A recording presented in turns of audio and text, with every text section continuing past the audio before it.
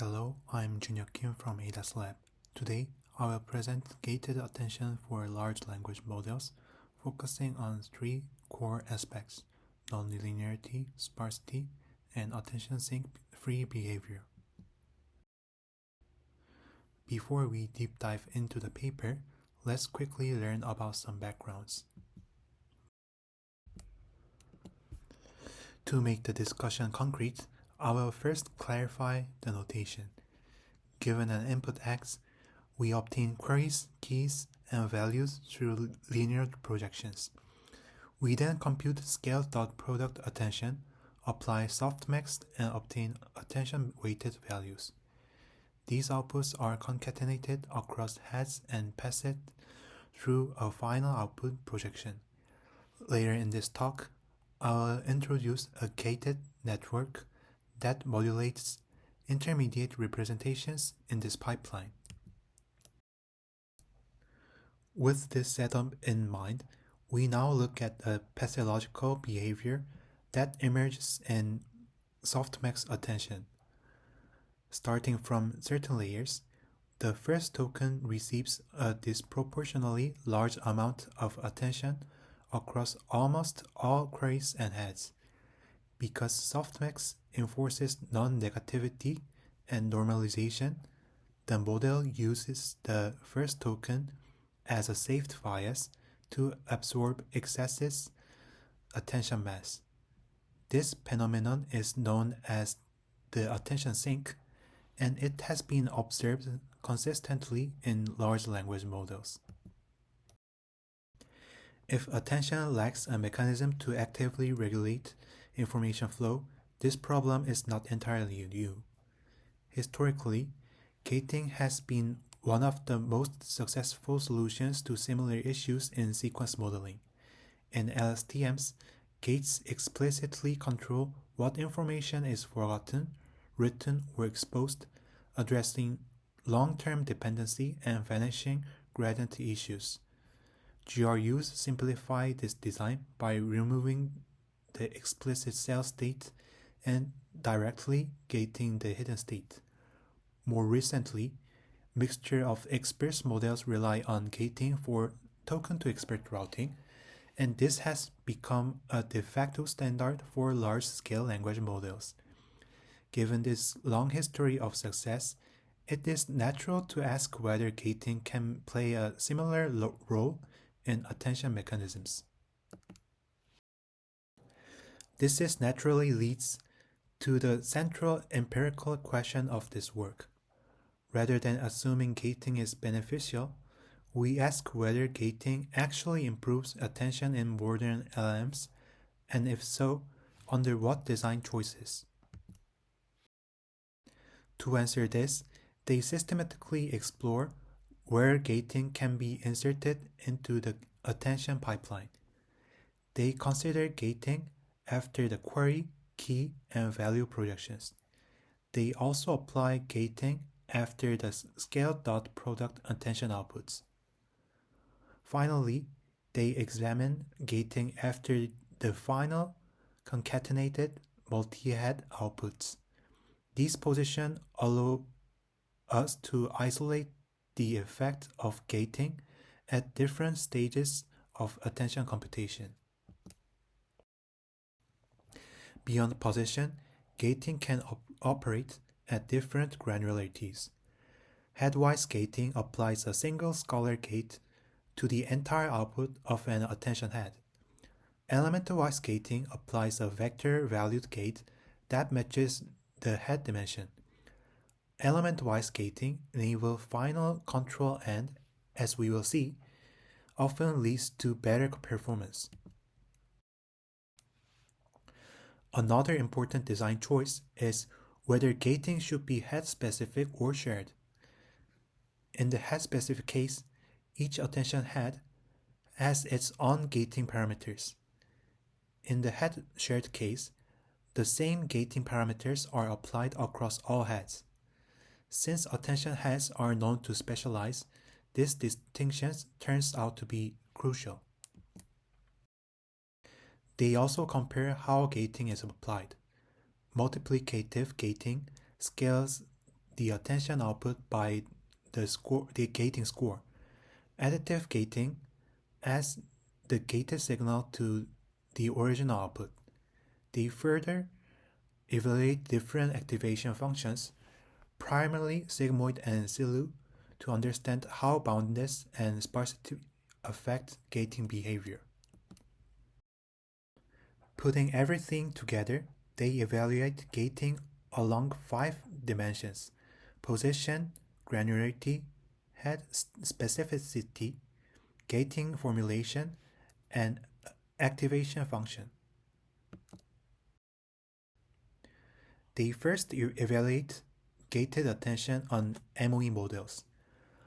Among all variants, gating applied after the SDPA output and after the value projection consistently yields the largest improvements. These configurations reduce perplexity and improve downstream benchmark performance. One particularly strong result is that head-specific gating remains effective even when using extremely small parameter overhead. In contrast, sharing gating parameters across heads significantly reduce the gains, reinforcing the importance of head-level specialization. When comparing gate formulations, multiplicative gating consistently outperforms additive gating. Also, additive gating still improves over the baseline. Scaling the attention outputs appears to align better with attention dynamics. Activation choice also matters.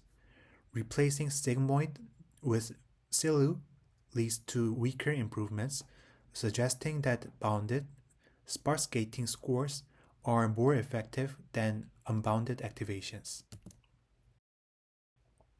Beyond MOE models, they also evaluate gated attention in dense transformers to observe the efficacy of gating mechanism in training. Modern training techniques such as deeper networks, larger batch sizes, and higher learning rates often introduce training instabilities, includes loss spikes. Across different model configurations, dataset sizes, and hyperparameter choices, gating consistently improves performance. First, they observe that gating is effective across model configurations. Both the 28-layer and the deeper 48-layer models under a comparable parameter budget achieve improved accuracy when gating is applied. Second, this benefit persists as the training data scales. When the dataset size increases from 400 billion tokens to 3.5 trillion tokens, and further to 1 trillion tokens in larger scale settings, gating remains consistently effective.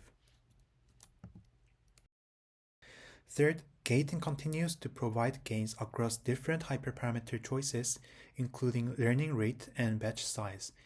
Even in aggressive training regimes where the baseline becomes unstable, gated models maintain stable training and better performance. Overall, these results indicate that the benefits of gating are robust rather than being tied to a specific model configuration, dataset size, or training setup. Third, some parameters such as learning rate and batch sizes, gating is still effective.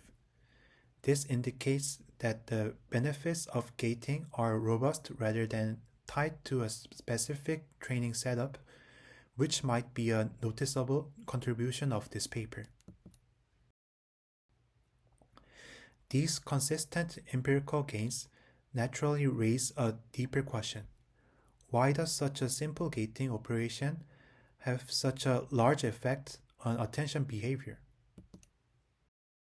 So far, we have seen that gating works empirically across models and settings. To understand why, we now look at the roles of non-linearity in attention. In standard multi-head attention, the output of ith token and the kth head can be written as a weighted sum of value projections followed by an output projection. Because both the value projection WV and the output projection WO are linear, they can be merged into a single low-rank linear mapping since dk is smaller than d model. This means that without any intervention, the attention output is fundamentally constrained by a low-rank linear transformation. By introducing a gating operation between these two linear mappings, they explicitly insert non-linearity into this low-rank pathway. Configurations corresponding to value gating can be analyzed using this formulation, while gating applied after the SPDA output follows the formulation shown below. As a result, even without increasing the rank or parameter counts, the expressiveness of the attention layer is improved. Additional ablation experiments show that non-linearity alone is not sufficient. Neither applying an activation function by itself nor introducing a simple gating operation without proper structure leads to the same performance case. This indicates that the effectiveness of gating comes from a combination of nonlinearity and structured modulation rather than nonlinearity alone. Therefore, nonlinearity alone, however, does not fully explain the gains. Another key factor is sparsity. They observed that effective gating scores are sparse. Most gating values are close to zero, meaning that a large portion of the SPDA output is suppressed in an input-dependent manner. This sparsity is not imposed explicitly, but emerges naturally from the gating mechanism. Importantly, this sparsity must be head-specific. When gating scores are shared across heads, the overall gating scores are increased, resulting in less sparsity and degraded performance. This aligns with prior findings that different attention heads specialize in capturing different patterns and therefore require independent role. Quarry dependence also turned out to be critical. SPDA output gating computes gating scores based on the hidden state of the current query token, making the sparsity query dependent. In contrast, value gating computes gating scores based on past key or value tokens. Empirically, query dependent sparsity is more effective, suggesting that gating filters out of context that is irrelevant to the current query, which might be the most important role in gating mechanism. Finally, they examine what happens when sparsity is reduced. When we replace the sigmoid function with a non-sparse variant that constrains gating scores to a higher range, performance degrades. Although non-linearity is still present, the lack of sparsity leads to worse results.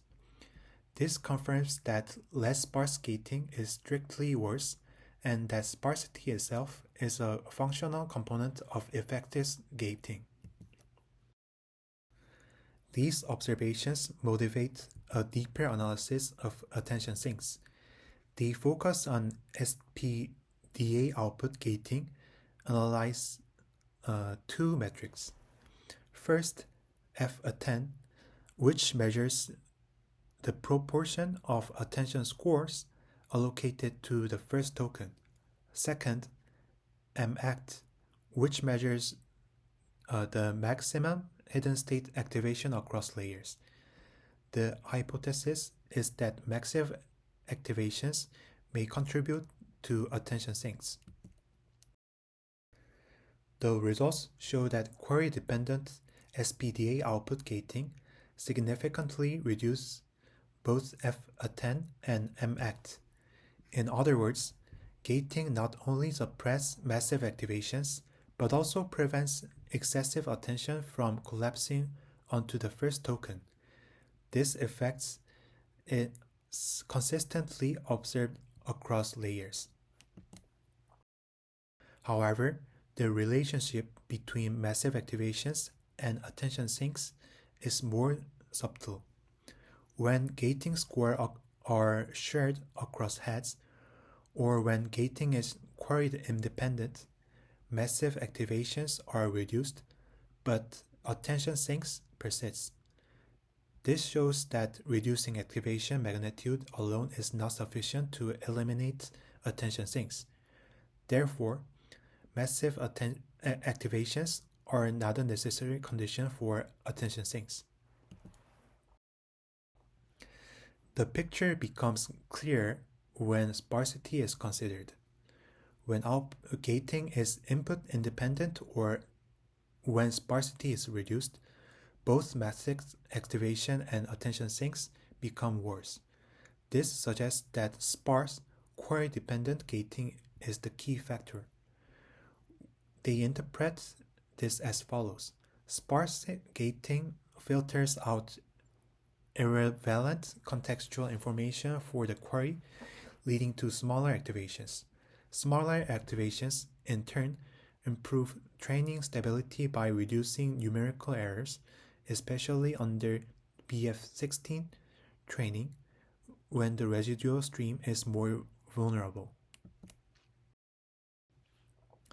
This attention sink-free behavior has important implications for long context modeling. They evaluate models trained with an extended rope base and extrapolate the context lengths up to 120 kilotokens using yarn. When gating is applied at the SPDA output, models show consistently better long context performance. This suggests that reducing reliance on attention sinks enables more robust adaptation to context length extension. Let's wrap up this presentation and see how this mechanism is applied for modern LLMs. So, based on extensive experiments, they offer a clear practical recommendation. Apply element-wise at specific SPDA output gating and train with a moderately increased learning rate. This improves training stability due to sparsity and model performance due to increased expressiveness.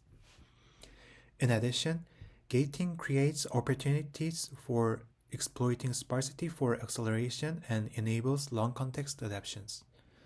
So gating is not heuristic tweak. It fundamentally changes the behavior of attention by introducing non-linearity, sparsity, and attention sink-free dynamics.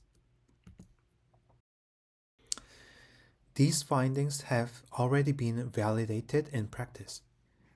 Quen 3 Next adopts gated attention and gated deltanet, achieving improved training stability, reduced training cost, and strong adaptivity to long contexts. Notably, it successfully scales to context lengths beyond 262 kilotokens using yarn. So thank you for watching my presentation, and if you have any questions, please ask me by email at this address.